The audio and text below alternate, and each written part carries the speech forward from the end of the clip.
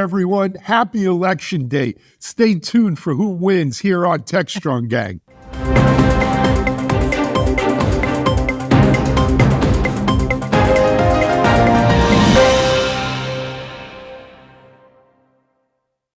Hey, everyone. Happy Tuesday. It's Alan Schimmel at Techstrong. No, we don't know who's going to win today's election. Come on. You think it's fixed or something? But I'll tell you what, no one else does either. And you can stay up till 3 or 4 in the morning tonight watching the returns if that's your thing. But I doubt we'll know who actually wins this election till sometime this weekend, maybe.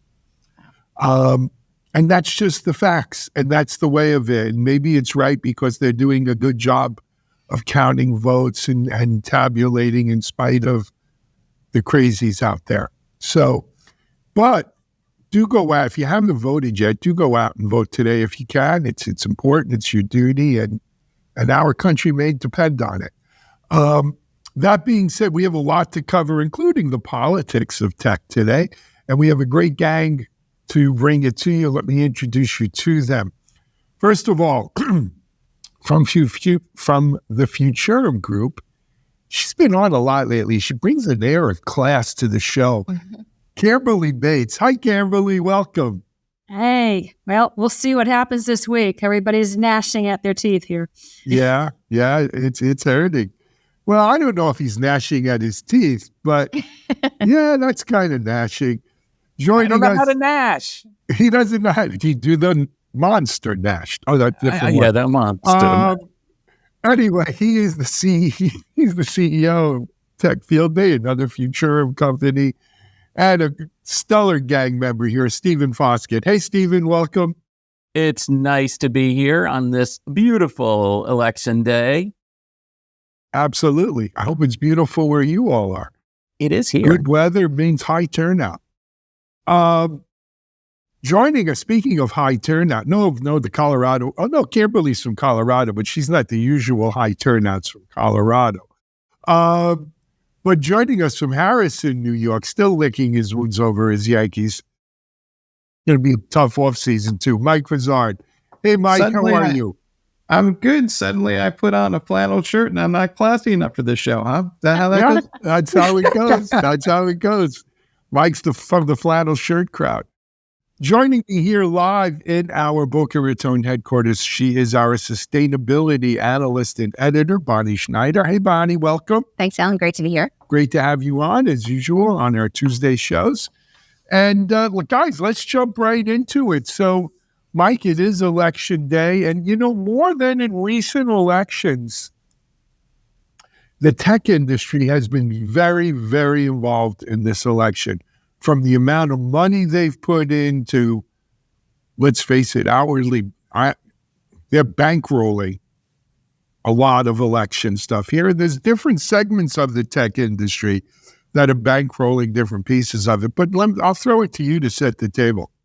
Yeah, if you look at it, at least in my memory, I've never seen tech so involved. We got the crypto brothers are throwing in cash to drive. It's crypto bros, not brothers. They're bros. Come on, bro. Bro, I guess there's no women involved in that whole thing. No, of course there's not. Very few. Well, I think there should be some. No. That's a whole nother, but don't worry, they will protect them, whether they want it or not. There you go. And the AI folks are, throwing in their weight behind a couple of candidates here and there. And we've also seen big tech itself is now a political subject with people are worried about the influence of Google, Facebook, Microsoft, Apple, and all those folks. And I don't know, Alan, in my experience, I don't think I've seen tech, as you mentioned, so heavily involved in political issues. But I wonder, is this the new normal? Is this what we're going to see for every election, no matter what it is? Where there's billionaires, there's undue influence in politics in America until someone gets the Keonis here to overturn Citizens United. And where there's billionaires, there's usually tech companies or tech founders. So but there's different flavors of tech influencing politics in this election. Typically, tech tech was kind of like Saudi Arabian princes. They give everyone a little money. They want no one mad at them and make it all good. This year, very clearly, certain factions within the tech industry have picked their favorites, right? The crypto bros clearly, well, look, J.D. Vance is a child of the crypto bros. How two bros can have a child, I'll leave it to you to figure out. But J.D. Vance is their love child. And Moreno, the guy running there, is right behind him, right? So the crypto bros have clearly made their choices. The AI people, they just want to have fun, right? And they're scared to death of the government putting the brakes on their AI, on their AI adventures. And so, they're going to want to back a candidate that says, no rules as long as it's here in America, until the AI does something that may upset that candidate, and then we'll see how quickly, that turns. But then you look at big tech, the Googles, the Facebooks, or Meta, Google, Meta, Microsoft, Apple. They have come under the microscope of government regulation like never before, with the exception of maybe poor old IBM back in the 80s, 90s. And so how long do you think they were going to stay under that microscope until they started spending some money on lobbyists and everything else? Really what this is, and I hate to get all Hoover from Delta House on you, but really what this is an indictment of the whole American system. If you want to have a say in our government, you got to hire lobbyists, and lobbyists cost a lot of money. But if you can put together a lot of money and get your lobbyists and make a lot of noise there, you'll get some favorable treatment. I think that's the lesson, unfortunately, that tech has learned. It's almost like this 800-pound baby grew up, at least into an adolescent, this cycle. So I lived in D.C. during the 90s. And you must have been just a teenager. It was, yeah. I was just a kid. The lobbyists were alive and well then. So I think the difference here is what you're talking about is that somewhere along the lines in the last 10, 12 years or so, industries started to get into and hold positions, whereas before, in my perception, and I don't have any real data on this, my perception is up until a certain period of time, other than lobbying around specific rulings that would impact them, they started weighing in on things that were beyond their business scope or primary purpose of their business. And once that happens, you've got an interesting dynamic that starts happening into the market. But I think that having lobbyists running around or any influence is nothing new. I mean, FDR had all the Mellons and the Rockefellers and everybody else running around influencing what he was doing back in the 1930s, 40s. That's not a new thing. Having billionaires doing that is not a new thing. That's been going on all along. It's just that I think now it's so visible. Now, to me, it's so visible, especially with this environment that we have and the social media that goes around. So it's just that much noisier and in our face. Maybe we didn't see it as visibly as it was going on. No, it was always whispered, right? I think there was always an understanding that people bought influence with money. Yeah. But it was a small percentage, like the Rockefellers, the Carnegies, or what have you. Now, every industry has their lobbying group, and you're right, it goes beyond just their narrow interest, business scope, as you called it. Stephen, looks like you have something to say. Yeah, I actually want to refute what you said. Go ahead. Here's the thing. If you look at it, companies like Apple and Microsoft and Google, and Meta, they're still not spending much money on lobbying. In fact, they're not doing much political activity at all. If you look at the dollars, they're spending very, very small dollars on this stuff. Now, they certainly are weighing in on issues in their industry. And as Camberly points out, I think it's become acceptable now for big companies to weigh in beyond their traditional industrial concerns. And so you have situations where some of these companies are espousing progressive political beliefs, or at least acting on progressive political beliefs. But that being said, the dollar amount is actually fairly small. Where you see the impact of tech on this election, especially in terms of dollars and influence, is in political action committees by actually not the big tech companies. You would think that in an environment where Apple and Microsoft and Google and Meta are constantly having attacks thrown at them from all sides, people saying they should be broken up, they should be subject to antitrust, they should be muzzled, they should be restrained, you would think they would be spending a lot of money. But look at the dollars. They're not. Who's spending the money are individuals, tech billionaires who have basically a bone to pick with Washington on one aspect or another, whether it is taxation, which is obviously a huge thing if you're a very rich person, or crypto, which is a big deal to a lot of these people. As we said, the crypto bros. This is, think about it this way. The lobbyists behind, I don't know, like the number 4 or 5 cryptocurrency in the market have outspent Microsoft, Google, Meta, and and Apple combined in this election, right? And that doesn't say anything about the people that have a lot to gain, who are spending huge amounts of money on political action committees. As you said, J.D. Vance is very much a child of the not Silicon Valley writ large, but a specific segment of Silicon Valley. But it's interesting to me that it is not the attack of the corporations. It is, once again, the attack of the billionaires, which is what we've had, well, maybe not with a B, but an M, for 200 years in this country. And that's a super good point, Steve, because what we have now is, if you look at the billionaires, many of them have made their money on tech or significant amount. And those are the face we see. Whereas before, the ones we just cited, those were the people that were making their money, back either at transportation, oil, the banking industry.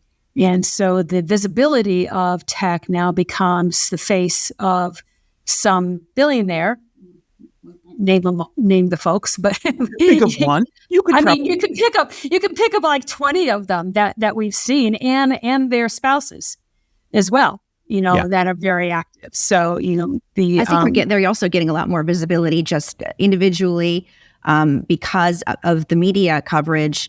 Because media has changed so much, through the years, and now there's so many opportunities with independent media and podcasts. So we're seeing these tech billionaires, I should say, just getting more exposure than they did 10 years ago. One of the tech bros is running a $1 million lottery if you vote. Yeah, and so they get a bigger platform. But there's another aspect. Yeah. There's another aspect you're missing. Some of these people are doing it because they derive substantial revenue from government contracts. But if they were, let's just say it. Let's say Musk, okay? If he was smart, he wouldn't be doing it the way he is, because he seems to be undermining his own industries. I mean, Musk's revenue. Elon Musk isn't smart, Stephen? I'm saying that I thought he was, but I'm beginning to wonder. Hey, far be it for me to contradict you. He should be supporting motherhood and apple pie to get his... Well, he does support having more children. Space, communications. These are industries for all people. He should be the most middle-of-the-road, boring, bland dude trying to push forward giant government bureaucracy instead of small government that's going to just cut the knees off of all of his companies. I don't get it. Well, look, I think Stephen has it right on the head. The issue, billionaires aside, is the tech industry collectively is going to come to regret all this, because it's inviting a level of participation from DC in all kinds of decisions and issues that the tech industry was better off when it was left to itself. And now we're going to have a lot more partisanship and partisanship on both retribution. sides, and it's just going to get uglier from here.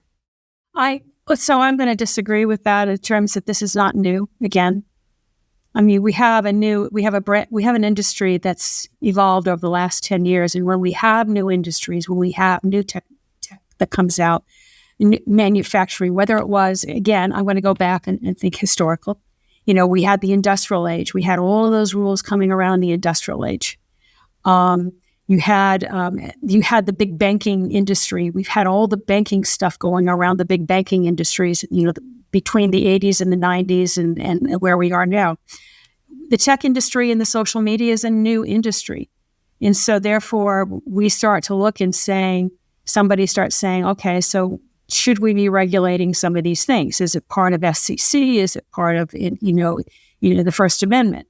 And then the next thing is the AI. And AI has such an impact or potential impact on our world that we are obligated as citizens to take a look at what that looks like.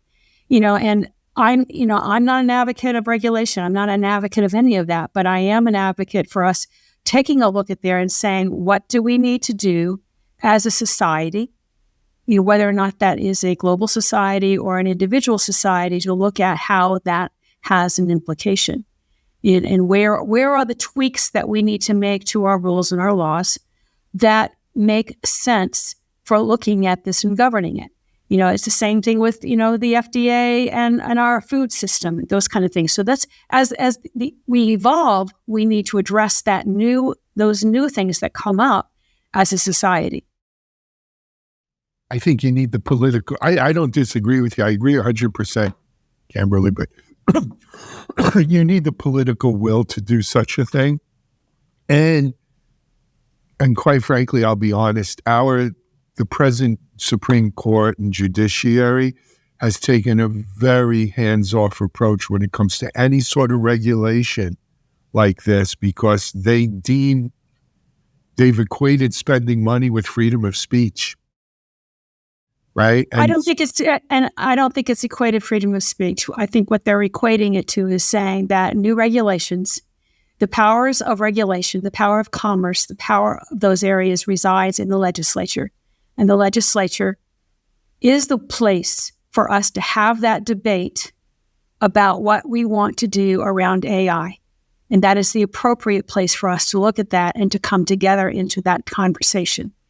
It is not the rules of a person that has not been elected by us as people in our speaking and sitting down and saying what that means. So I'm very, very pleased to see what we've done in the government in terms of bringing together the tech guys, bringing together all the different people together to say, let's talk about what AI is and what we need to have. And so we get those voices, those people, they're not necessarily in the back rooms, but this is in the forefront of us talking about that and creating that conversation. So it doesn't become somebody that's not elected. It becomes our elected voices that have to go through Congress, the Senate, and the House of Representatives. And how strange is it that AI is not a major topic in the election this year? Who would have had that? I mean, I would have put that on the middle of my bingo card. And instead, I haven't heard those two letters from either of the major presidential candidates. I haven't heard them from the Senate races. The only time you hear it is as a boogeyman. Or like a weapon of right. We could use AI for deep fakes or whatever. No one's really talked about what regulating tech in general is, right? Occasionally one guy will say, oh, we got to keep those people in line. They have undue influence. No one's really talked about doing anything like that. But nevertheless, hey, we're almost out of time for this block. Look, this election's going to come and go, right? I think this issue of what is tech's influence role, tech victim or controller of this, a little of both probably.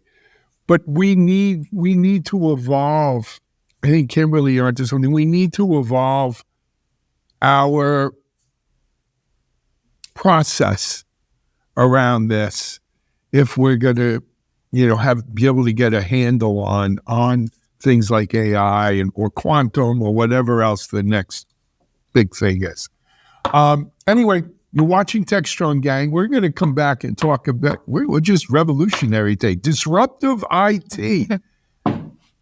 2 if by land, 1 if by sea. You're watching Techstrong, gang. Cloud Native Now is the web's leading resource for the growing cloud native ecosystem. CloudNativeNow.com is your destination for news, thought leadership, features, and webinars on cloud-native architecture, Kubernetes, serverless, cloud-native application development, microservices, service mesh, cloud-native security, and more. Stay on the cutting edge of modern application development at Cloud Native Now. All right, folks, we're back, and we're going to shift a gear or two and talk about, traditional IT issues. There's a new report out, and it's up on DevOps.com from New Relic that seems to find that IT professionals are spending about a third of their time just keeping the stuff working and troubleshooting. And that's time that's not spent on more valuable things like building new software and driving new opportunities for companies. But Camberly, I know you looked at this report. Does it surprise you? Do you agree with the numbers? I mean, if I'm on the business side, I got to ask myself, what the hell are these people doing all day? It doesn't surprise me at all. And in fact, they're saying that the 30% interruptions of their business. I was surprised that it wasn't higher, actually. We look at how much they spend on maintenance on the systems that they have in place, and it's significant. It's always been a significant amount. We've never been able to get out from underneath it. And frankly, we like new stuff versus maintaining the things that we have. You build your house or you live in your home and, you spend the next whatever years maintaining it as opposed to something new. And every once in a while you redecorate or whatever.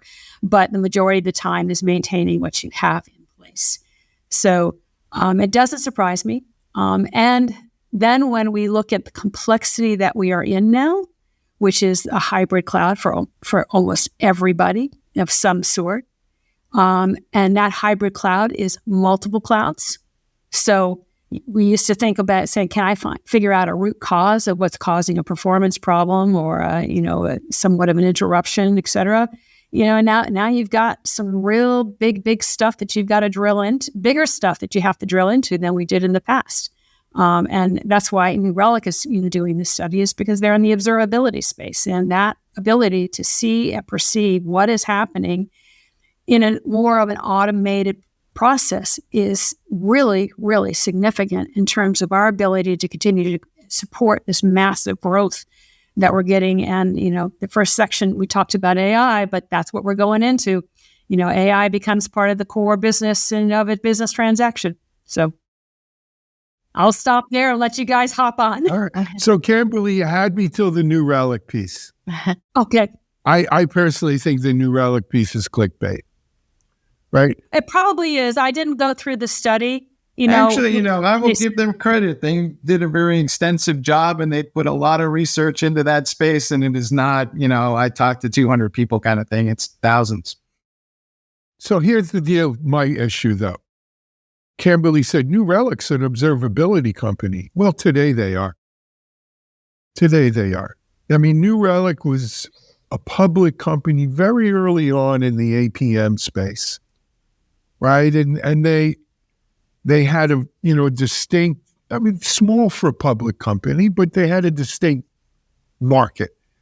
My feeling is over the last 5 to 7 years, they've been a bit adrift trying to latch on because as the APM market has changed to the observability market, first, open source got very hot in observability. So when they first decided they were going to be more observability and less APM, they had a big open source push. All of a sudden, OpenTelemetry, Prometheus, Sunny Boy, where you been my whole life, right?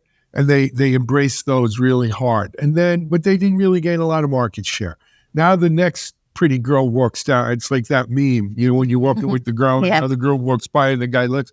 Now they see this AI walking by and, oh yeah, AI, we're going to use this to be big observability. AI will do it, but I don't know if it does it today. I'm talking about AI. I'm talking about observability in a much broader context. Okay. Yes, there's a segment there that is saying observability, and there's a zillion I'm going to bring this back to the point, which is a new relic. The point is, Stephen, is IT broken is what we want to know. I'm the point? Okay, sure. How come he gets to decide this? Because I'm clearly, I don't know. I don't know. In the room. Go ahead. Because Bizarre said so. So I would say IT has always been broken in this aspect because, as Camberly said, we are all fans of shiny new things. And yet, as she said, we have to live in this house for the long term. I think that we are all, I think most of us IT nerds are looking around and realizing, well, I wish that I could just play with shiny new things. I wish I could tear the metaphorical shrink wrap off of a new toy every week. And I wish I didn't have to try to keep this thing up months, years, maybe decades after it was developed. And so maybe we got some hope here. Maybe AI can help us with some of the drudgery of keeping the lights on so that we can focus more on doing cool new stuff. Maybe. So, Mike, I disagree with your whole premise. And Stephen, with all due respect, disagree with you too. Right? Right on. Saying IT is broken is like one candidate staying up here telling me I'm in a recession, immigrants are eating my cats and dogs and everything else. Bullshit. Bull. Right? IT's not broken. IT does just what you know why most people get into IT? Because they're problem solvers. They like fixing things. Security people are a little weird. We like breaking things, then fixing them. Okay? But that's why people do IT, and at its core, that's part of the job of IT, fixing things. We're fixers. I came in today, I took out a power screwdriver, I hung something up, I got some Wi-Fi stuff working that wasn't working in the office. I felt good. I felt good. That's what IT does. Don't tell me IT is broken. IT fixes things for a living. We try to make it better, faster, more secure. But what we don't do is keep an eye on it and do the daily grind of fixing things. I disagree with that, Stephen. They do keep their data. So I'm going to go back, and I know, Mike, you said, let's get back to the core thing. What I was talking about when I talked about observability, I was like looking at every tech part that we have in the data center. Whether it's observing within the storage system, whether it's observing in the security system, whether observing into the DevOps environment, et cetera, they all have their process of how do we look at this, and we have to look at it. We're going to have to use a level of AI, whatever you want to call that thing, for suggestive, because the environment has got so big. We can't possibly just, rely on just us as people. And we've been doing that for all along. It's gotten more and more automated as we go. And we're just continuing to pick up the automation in order to kind of keep tapping down on that 30% or 50% or 60% number that we're using to maintain the operations that are there. And I absolutely agree with you, Ellen. It's they love to fix stuff. I mean, I got guys here in the lab, and they just love to play with things. Well, that's how cynical business people would say that basically they're spending a lot of time fixing stuff that they broke. So they're going to be like, "Hey, this isn't but they quite fix the it so ROI it's better. They make it better in fixing it. That's it. But I got to digress, because I never digress. But I got to digress for a moment. I saw a great movie this weekend. You talk about staying in the same house and renewing and, fixing up the house. I know what movie it was. Here. Did you see it? What movie? No, but I saw the ad. It's called Here. Oh. H-E-R-E. Okay, Here. it's that one. Yeah, it's Tom Hanks. It's a Robert Zemeckis. It's actually almost the whole creative team behind Forrest Gump. And it's also based on a novel like Forrest Gump was. And the premise was this piece of land where this house is built on. The movie, I don't want to give away the whole movie, but the movie opens, it's dinosaurs. And dinosaurs are walking on this land. And then the dinosaurs disappear and there's ice and that goes away. And then there's Native American Indians on this piece of land. And then colonial times across the street, Ben Franklin's illegitimate son lives across the street. Do we have to put a spoiler alert here? Are you going to? No, that's it. That's what I'm saying. But it's interesting. It's a real filmmaker kind of, very filmy. It's a single camera shot from one view, And it happens to be the view of the living room that this house is built on. And this house was built in the 1800s, probably. Well, no, 1700s, late 1700s. And it shows how this house changes and the people who lived in it over the course of those 250 odd years. And it's amazing how everything changes except the house stays the house. Different wallpaper, different colors, different things, but the house is the house. And so it was just reminding me of that. I highly, highly recommend the movie. Good. Is that AI applied to it? Excuse me? I don't know. No, apparently they used AI widely in the production of the film. Yes, they did. Because they made Tom Hanks, and I forgot who the lady actor is, but she was in Forrest with him. She was Robin like the hippie girl. Yes, Robin Wright. They Princess Bride, come on, man. Princess Bride. All right. What do you? But anyway, they used AI to make them look, younger because they followed them through their whole life. And it was, and the AI was very good, I might add, because Tom Hanks, we remember him when he was Kip or whatever that show. Highly, highly recommend the movie. Another great movie by Robert Zemeckis. I would just say that I think our little IT house is on fire, and maybe we should look up and think about it. You sound like another candidate. Let's get the EU to pay for it. All right. We're going to take a break here on Techstrong, gang. Let's come back, and we've got a Bonnie Schneider special.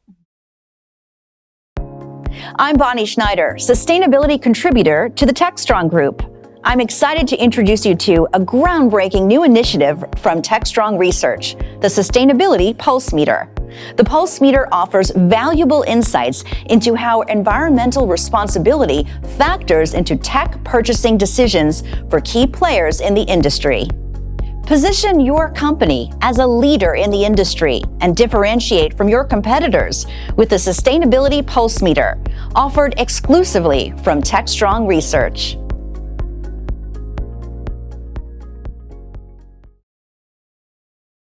Welcome back to the Techstrong gang. Well, we talk a lot about how do we deal with all of the hardware, computers, gadgets, devices that organizations use when they're done with it. If they're upgrading, if they are just looking to make some changes, that's a lot of stuff. Where does it all go? Well, I had the pleasure of speaking with Brandon Smith, who works for this nonprofit organization called Human IT based in California.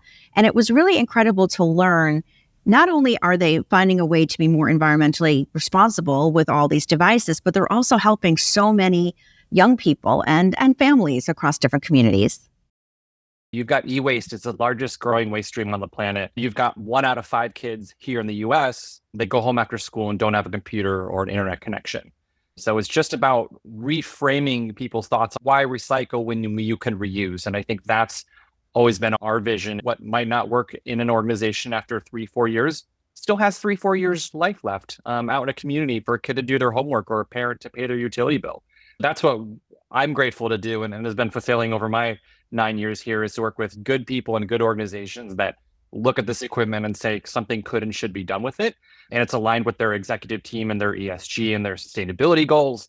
And then I also get to be a voice for those on the wrong side of the digital divide, those that lack digital access, as well as for the environment and fighting against improper disposal. How do you coordinate all of that? You have so many companies that probably have all this, like you mentioned, laptops that maybe are in good condition, they don't need it anymore. But then you're looking for the communities that will benefit from them. What is that task like, matching everything up? Yeah, it's crazy that we do it all in one house because there's 2 sides to the organization. To your point, Bonnie, right? We're an ITAD provider doing the logistics, global logistics, corporate grade data sanitization to NIST 888 HIPAA and DoD compliances, being NAAA certified to manage the reporting and documentation for that, and making sure that there's ESG impact reporting built into that. So it's everything that everybody would need from an e-waste provider perspective, including the data and asset management, transfer of liability and ownership, all of that.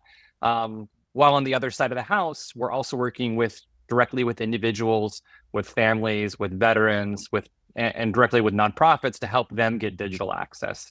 We we like to say we're the nonprofit's nonprofit. We can help them get the technology to do the good work that they do. That empowers their mission. Can you talk about digital inclusion? You mentioned this earlier, and I'm wondering if you could explain it and why it's important.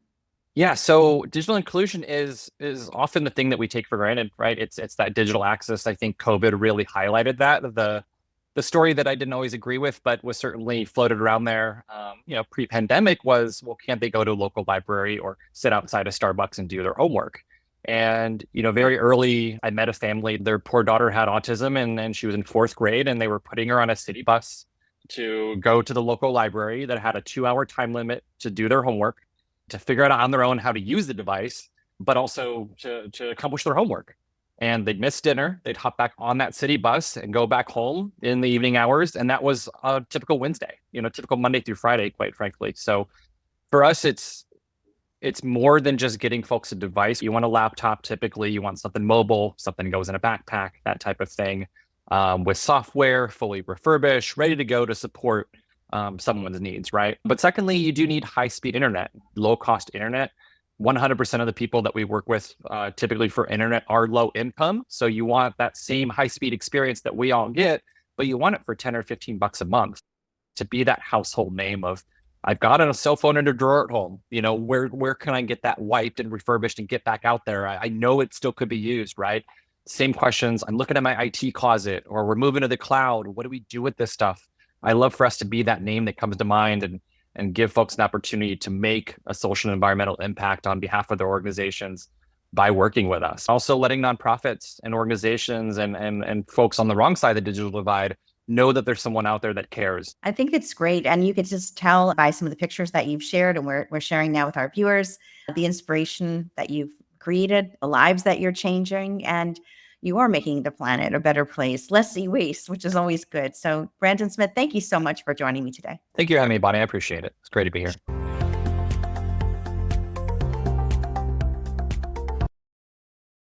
Well, as you can see, this organization is benefiting lots of different people, and I only see more growth for it. Brandon started there as an intern, as he mentioned, and in the past decade, it's grown so much. So I think it's just a win-win situation if you had a chance to watch it. He probably doesn't know IT is broken. Yeah, he's fixing it by helping the communities in need. Oh, I just want to mention one other thing that I don't know if I mentioned in the video is that they not only just give the devices to kids and to veterans, but they set them up with it. They'll call the Wi-Fi companies, make sure they're completely ready and set up to use it. So it's really full circle. On that note, Bonnie, I thought that was really interesting when he talked about that, because it was his 4 parts that you need in order to actually make use of this technology, because it's so true. You give somebody an old computer and say, here, have fun. Well, it's not going to do a lot for them. But as he said, you need to give them training so that they actually understand how to use that product. The big one, connectivity, of course, too. But the big one was support, that they're warrantying these things, because that was one of my concerns. You give somebody an old laptop, maybe there's a reason that somebody chucked that thing. Maybe it's not going to continue to run for that person. It's going to be more of more harm than good. I've been going through this myself. We're moving houses and we've been cleaning out our tech. We have a electronics e-waste recycling program here. And my better half asked me the other day, as I'm loading another load of things for the e-waste recycling, where do you suppose that e-waste goes anyway? And you know what? I actually couldn't answer that, because I wonder where that e-waste goes. I wouldn't be surprised if it's the same as a lot of recycling programs, and it ends up in a hole in the ground. So it was cool to see him actually reusing the things and giving them a second life. Unfortunately, most of my e-waste, I think, I don't know, they could break it down or something. I think they're not going to break it down if it's not something usable. But there's some valuable, like rare earths and metals that they take out of that they recycle with those things. I think Stephen has a point in that we don't know where all that stuff is going. The truth of the matter is, you can see reports on 60 Minutes and all these other outlets talking about all this waste is in third world countries. It winds up in Latin America. It winds up in South America, the Philippines. Pick a country where regulations are lax, and then they have people going through these things to pick out that precious metal, and turns out they're getting a lot of exposure to bad things like cancer.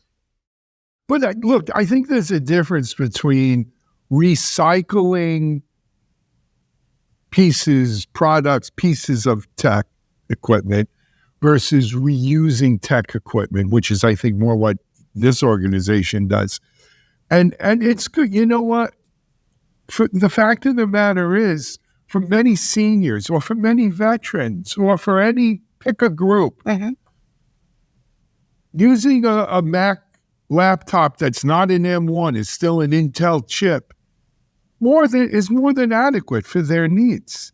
Using an older Windows device, more than adequate. Using an iPhone 13 is still a hell of a lot better than 2 tin cans and string, right? So there's a lot of equipment out there that can be used.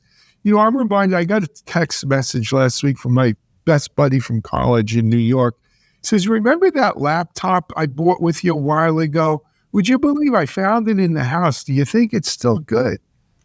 I said, Tyler, that was like 2001. I didn't even move to Florida yet. I was still living in New York. He said, yeah, that one. I said, well, can you get on the internet with it? He says, well, it's asking me for the modem settings. I said, well, okay, probably not worth upgrading. Maybe consider, donating it. But thinking about it, who are you going to donate that to? Who has a modem to connect to? Camberly, maybe for the lab, like some legacy stuff or something. I don't. But well, you're pointing out something that needs to be done. I've got a stack of gear that I need to get over to the e-waste or the e-recycle. It's actually they do break it down and they do recycle. We've been through this before because we've got a big APC here. We've had to recycle batteries. Yeah, you can imagine. Battery's a big one. It's a big one. And when you have an APC, you're talking like some major battery stuff that gets taken over there. And then we've got, I literally have an old 3-bar box that, it's very old. Probably very old being 8 years or whatever, but, and a tape drive system. So, yes, we have lots of gear that we have to cycle through, and we're not going to use the older ones because it's not performant. We need a higher performing items to go push. We need, the higher speed, whether or not it's the network or whatever, in order to do the lab work. So we have to trade it out. Plus, the clients that we're working with, they don't want to be working with, generations that are 4 generations back or even 2 generations back. They want the most current generation here. So, yeah. And that's the world we're in, right? Yeah, that's what I was going to say is abandonware. If you look at, Apple, Google with Android, you look at Microsoft Windows. We recently talked about the transition to Windows 11. How can you use old equipment? Like, you're mentioning those old Intel MacBook Pro. We have many of those here in our office, and I'm having to decide what to do with them because they're not supported in the new OS. And if they're not supported in the new OS, then it makes it real hard to use them for business. So basically, we've been donating those to school kids. But there again, should school kids be forced to use an old OS without security features either? I just can't tolerate, throwing the thing out or something because it still works absolutely perfectly, but it doesn't support the new OS. What are we going to do with it? I think what Alan's going to do. I think the Foskett Technology Museum should be opened up. You can give tours, and I already have that. If you want to come to the office, you can see some old things. I got my old HP OmniBook 800, the greatest laptop ever made. I found it in my basement. It's going on the shelf in the Foskett Services Technology Museum in Hudson, Ohio. Open by appointment only. No, I was just going to say about the different uses. One of the things that was interesting was, you're right, like depending on the technology, the use can be different. Some of the people were using it just to pay their monthly bills. That's what he said. So, right. A Chromebook is what it in essence becomes. But I'll tell you, so, we have multiple sets here in the studio, in the office. So this is the gang set, this big table. We can have 3-4 people. Down here I have my single set for when I do my interviews. And I took a an Intel Mac, and I use that because the only thing I use, I use it to get on Zoom. And what's the big deal? That's the only, and it serves its purpose. Beats the heck out of spending $2,000 on a new M4 one or 2500 or whatever. I think that's, you talk about IT being broken. I think that is one of the things in IT is you got to have, hey, I want Apple Intelligence. I need that iPhone 16, right? I got to have the new M4 chip. I got to have a Windows 11 box. I need the latest. I have my Aura Ring. They just came out with the Aura 4. What am I missing? Right? And it's not just tech. I think it's our society. We always want the latest and greatest. And we tend to cast aside, like Toy Story, our old toys, right? Not appreciating that someone else thinks they're like new toys. But they're still very functional. Mm-hmm. Well, some of them are Velveteen Rabbits, right? Yeah. So I think you're back to your movie theme. So the next, Toy Story 15 episode can have all this IT gear in it, right? We're only up to Toy Story 6. Okay? I'm going to pull the dad card on you on that one. Rory's going to be upset. And there is a new Toy Story coming out, by the way, I heard. I don't know if Tom Hanks and what's his name? Tim Robbins. Not Tim Robbins. Who plays Buzz? I don't know. Tim Allen. Thank you. Tim Allen will be in it. Studio audience. From our peanut gallery. Yeah. Anyway, guys, before we close out here for our Election Day edition of The Gang, any last thoughts, comments, words of wisdom, advice for our audience? Vote your IT conscience. That's what I say. I'm going to connect to our last story here, and I'm going to suggest maybe consider using the official trade-in when you buy your new gadget, because then you know that the gadget is going back to the manufacturer and it's going to be recycled and upcycled. I sent in my iPhone 14 when I got my iPhone 16, and I am absolutely sure that Apple's going to do something with that. I mean, they gave me $500 for it. They're probably not going to throw it in a landfill. So maybe that's a way to kind of harness this e-waste, because then it's going to somebody who actually knows how to deal with it and is actually going to do something with it instead of just chuck it. They all had a program like that for a long time, right? When you would buy a new computer, you take your old computer. Mm-hmm. I mean, look, it's wasteful to just put this stuff in landfill, whether it's in the Philippines or in my basement. It's or in the Foskett Technology Center, yes. FTC. Camberly, any last thoughts? Encourage everybody to vote. Yeah. Absolutely. All right. On that note, we will be back tomorrow. We'll still be irrelevant, but we'll have a good time talking about some great topics with a lot of our gang members. Until then, hey, we do have a full Techstrong TV schedule. I think there might be some field day activity, Stephen, isn't there? Absolutely. How could I not mention that this week is Networking Field Day? We have an incredible set of networking companies, including a bunch of brand new startups, and all that's going to be live streamed right here on Techstrong TV. Is that Tuesday or is it Wednesday, Thursday? Wednesday, Thursday, all day Wednesday and Thursday. So not today, tomorrow, folks. Stay tuned. But we have more Techstrong TV today. By the way, you can catch all the Tech Field Days on the Tech Field Day YouTube channel or on Techstrong.tv as well. So check them out there. Until then, though, this is Alan Schimmel on behalf of the Techstrong gang. As Camberly says, go vote. Until then, bye-bye.